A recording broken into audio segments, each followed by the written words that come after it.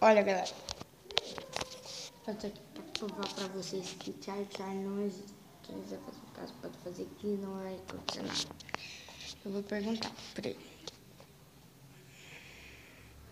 Charlie, você está aqui?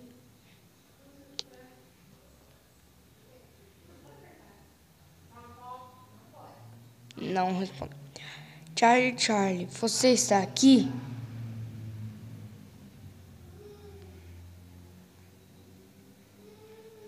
Não. Vocês podem ver aqui, ó. Esse aqui parece que tá, mas não tá. Tá por cima. Charlie, você está aqui?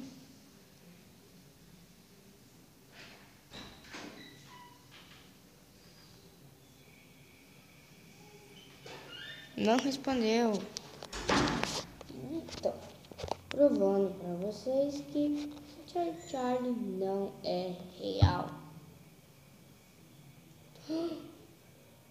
Charlie não é real.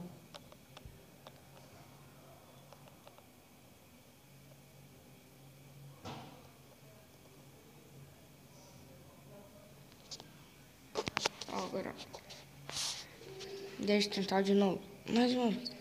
Charlie, você está aqui?